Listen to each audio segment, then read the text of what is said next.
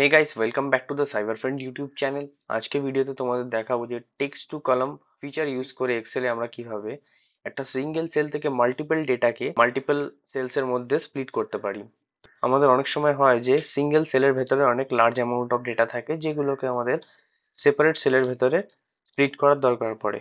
তো সেক্ষেত্রে আমরা কিভাবে টেক্সট টু কলাম ফিচারকে ইউজ করে সেটা মাইক্রোসফট এক্সেলের ভেতরে করতে পারি, সেটাই তোমাদের এই ভিডিওতে দেখাবো। যেমন তোমরা দেখতে পাচ্ছ এই ওয়েবসাইটের ভেতরে এমপ্লয়ি ডেটা শিট রয়েছে, যেখানে employee ID, first name, last name, email আরও এটসেট্রা ইনফরমেশন রয়েছে।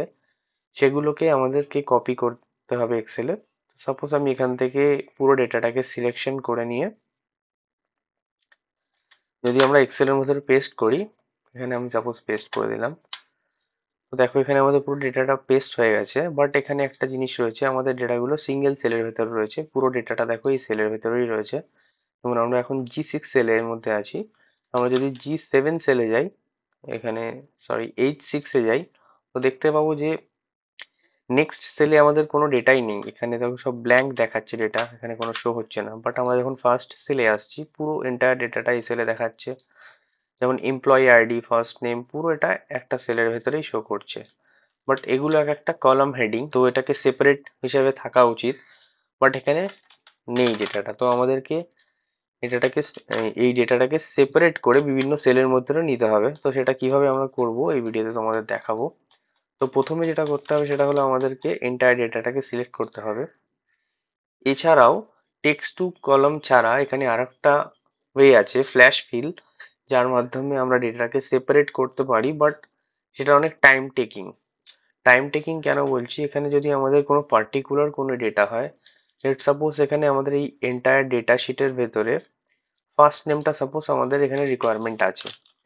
তো ফার্স্ট নেমটা আমরা যদি এখানে লিখে তার নিচের সেলে কার্সারটা রেখে যদি আমরা এখান থেকে কন্ট্রোল প্রেস করি, দেখবো আমাদের সমস্ত ফার্স্ট নেমগুলো পুরো এন্টায়ার ডেটা ভেতর থেকে ফেচ হয়ে এখানে চলে এসছে। সেরকমই যদি অন্য কোনো আরো ডেটা আমাদের দরকার থাকে, যেমন ফোন নাম্বার, সরি এখানে একটা ফোন নাম্বার টাইপ করতে হবে। যেমন আমাদের 515.1234567, আমরা ফোন নাম্বারটা ফার্স্ট ফোন নাম্বারটা লিখে নিয়েছি এখানে। দেন আমরা যদি কন্ট্রোল প্রেস করি, তো সমস্ত ফোন নাম্বারগুলো এখানে চলে আসবে। বাট এভাবে আমরা যদি প্রতিটা ডেটা সেপারেট ভাবে আলাদা আলাদা কলমে ফেচ করে বার করি ফ্ল্যাশ ফিলের মাধ্যমে, সো এটা অনেক টাইম টেকিং হয়ে যাবে। তো সেজন্য আমরা একেবারে পুরো ডেটাটাকে স্প্লিট করে দেবো text to column feature use করে।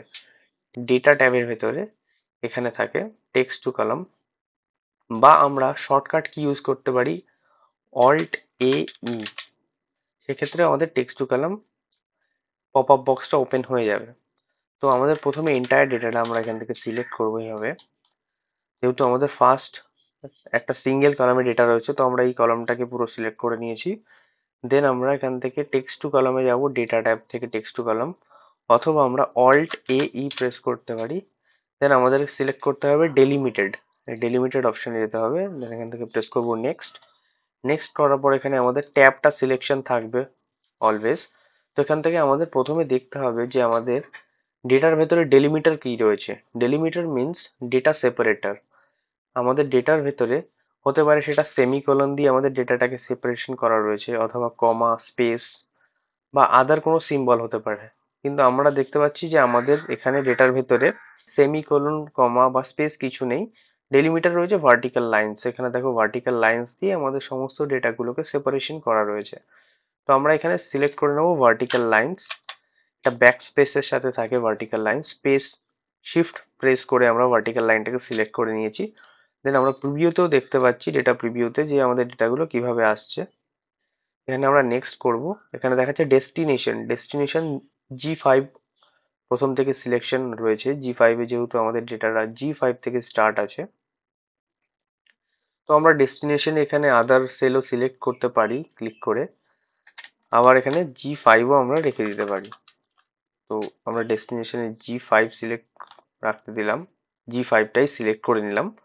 দেন আমরা এখান থেকে ক্লিক করব ফিনিশ।